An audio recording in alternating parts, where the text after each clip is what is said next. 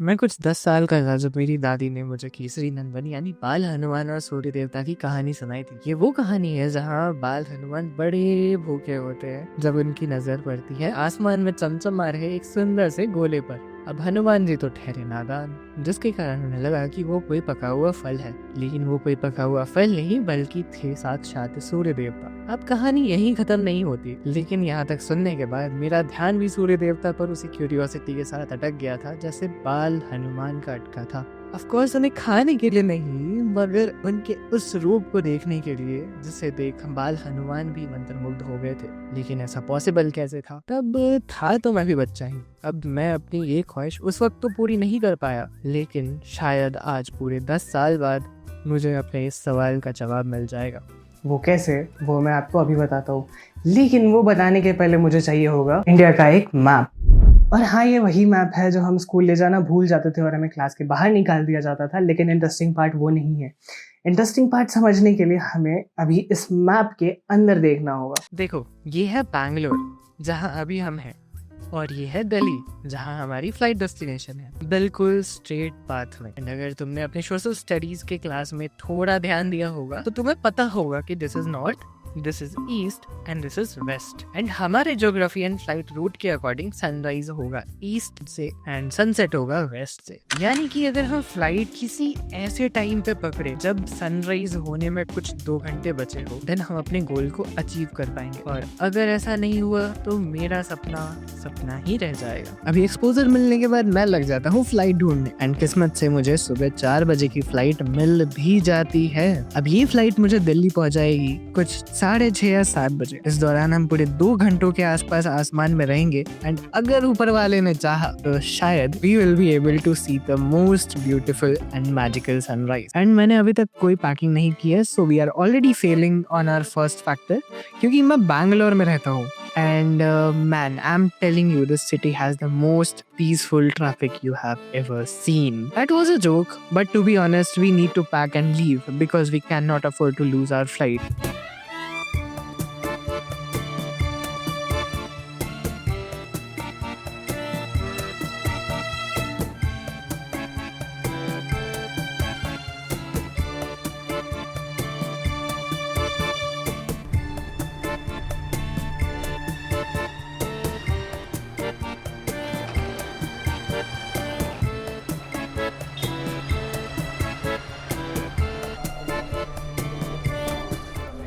तो जी, हमारी बस शेड्यूल थी 9:30 के लिए, एंड एग्जैक्टली एट टाइम जब तक मैं यहाँ पे पहुँचा तब तक हमारी बस भी यहाँ पे आ चुकी थी। बट अब हमारे बैंगलोर के नॉट सो पीसफुल ट्रैफिक में हमें 30 किलोमीटर जाने में कितना टाइम लगने वाला था, उसके बारे में तो मुझे भी नहीं पता। अब मैं ऐसा क्यों बोल रहा हूँ वो आपको आगे पता चलेगा, क्योंकि उसका रीजन जानने के बाद मेरी भी थोड़ी सी फटी तो जरूर थी। How much? हाँ, airport. Done. Okay, thank you. ये बस शेड्यूल कितने बजे की थी? ये बहुत टाइम हो गया। अब पे करने के बाद कंडक्टर भैया से जब मैंने एक्सपेक्टेड टाइम पूछा तब उन्होंने बताया कि ये 7:30 वाली बस है, 9:30 वाली बस तो अभी तक आई ही नहीं है।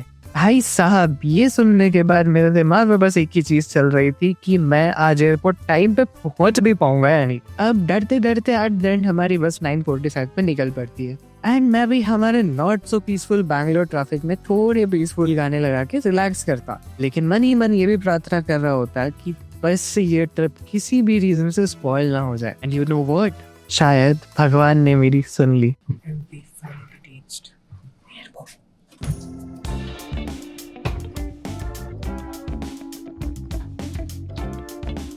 So yes, we did have reached airport, not on time, but safely.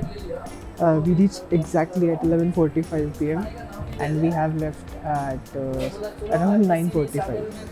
So yes, we are late, but eventually हम पहुँच गए। I just realized कितना बड़ा बुद्धू हूँ मैं। मुझे विंडो सीट चाहिए थी, and what I have done, I have booked an aisle seat. अब या तो मुझे पर्टिकुलरली उस स्टाफ से पूछना पड़ेगा if they have any vacant window seat, so वो मुझे दे दे, नहीं तो I will try to complete this, but it will gonna be worth it, and might भी मेरा गॉड्स फेवरेट चाइल्ड वाला फंडा यहाँ पे चल रहा है। हार नहीं मानते, एक बार देखते हैं जो सीट मिल पाती है या नहीं मिल पाती है। Let's go and let's do check-in. मेरा आप सभी से एक छोटा सा सवाल है, अब अगर एक इंसान कोई डम गलती करता है तो फिर वो उसे सुधारता कैसे है? खुद को इम्प्रूव करके, राइट? ना बाबा ना, वापस गलती करके। तुम भी सोच रहे होगे क्या बकवास कर रहा है ना? लेकिन ऐसा बिल्कुल मत सोचो कि मैं गलत बोल रहा हूँ, क्योंकि मैं अभी आपको ये प्रूव करके दिखाऊंगा, देखते जाओ बस। So yeah, this is a kiosk machine.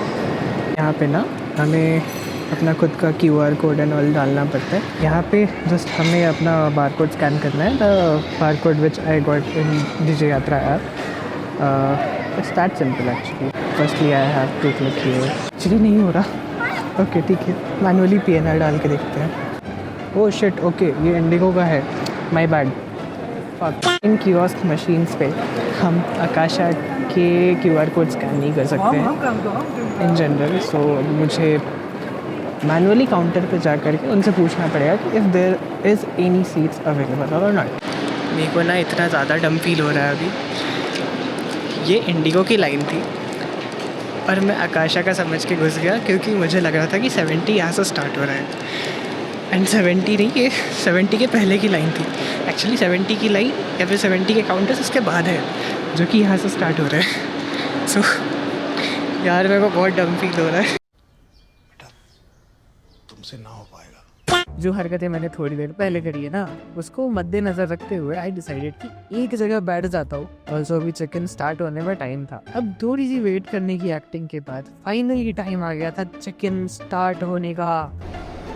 भाई वो देखो वहाँ पे इतनी ज़्यादा लंबी लाइन लग रही है वहाँ पे, यहाँ से वहाँ तक जहाँ पे हम वापस जाके आए हैं। सो इट्स लाइक कि जब वो भीड़ ख़त्म हो जाए उसके बाद ही जाके आते हैं। 3 hours later. फाइनली लाइन कम हो गई है, we can roll. Okay cool, thank you so much. जैसा मैंने सोचा था ऑलमोस्ट वैसा ही हुआ है। वो सिक्योरिटी चेक करने के बाद बताता हूँ मैं। So basically I got a window seat, the place where I want, and I got a complimentary meal. It's exactly 1 o'clock now. हमारे पास पूरे 4 घंटे टाइम पास करने के लिए। 4 घंटे नहीं, 3 घंटे। 1 घंटे पहले तो बोर्डिंग स्टार्ट हो जाती है, बट हमारे पास 3 घंटे है टाइम पास करने के लिए। अब इन 3 घंटों में क्या करना है, लेट्स फिगर आउट। पहले आई वॉन्ट सम कैफीन, नींद आ रही है भाई। Now I want one of these, या तो रेड बुल या तो मॉन्स्टर। सुबह तक ज़िंदा रहना है तो इन दोनों में से कुछ तो लेना पड़ेगा।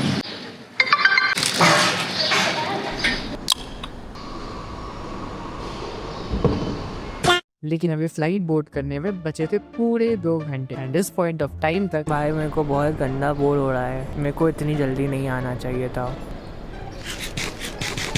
क्या तुम मेरे आंखों में नहीं देख पा रहे हो? नहीं तो देखोगे कैसे भाई? Monster,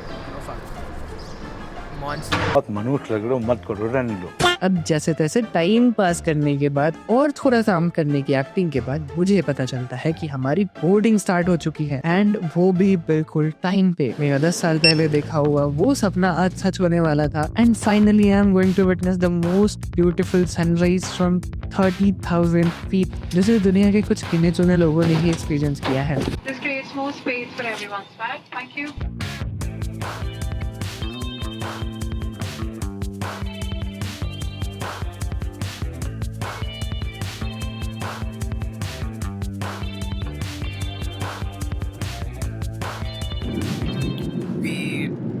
We took off, but I cannot speak louder than this because मेरे आसपास लोग सो रहे हैं। सुबह के लिटरली 4 बज रहे हैं एंड यहाँ पे नॉइज़ इतनी ज़्यादा है कि even I can't hear my voice. We have to wait 1 or 1.5 hour more to see the sunrise.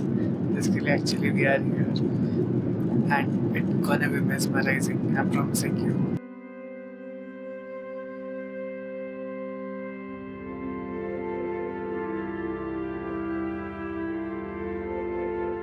अब मैं खाना खा ही रहा होता हूँ तभी मेरी नजर जाती है विंडो के बाहर।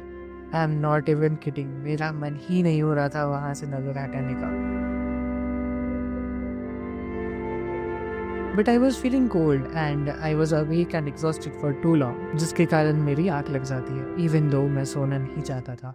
अब तुम यही सोच रहे होगी कि ये मैंने जिसके लिए इतनी मेहनत की वो मैंने मिस कर दिया होगा। और सच बताऊं, उठने के बाद मुझे भी यही लगा था, बट जब मैंने सनशेड्स ऊपर किए और जो मेरी आंखों ने देखा, I just can't express that in words. तुम खुद देखो।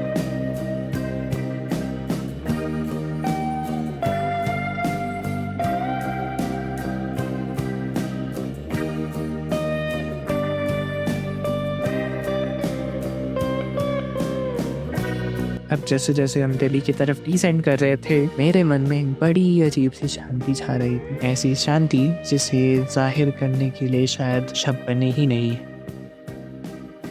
रुको रुको रुको रुको, अभी तो तुमने देखा ही नहीं कि दिल्ली उतरने के बाद हमारे साथ हुआ क्या। एंड अगर मिस आउट नहीं करना चाहते हो तो यहाँ एक वीडियो आ रही होगी, वो पक्का देखना। Subscribe. See you in the next video.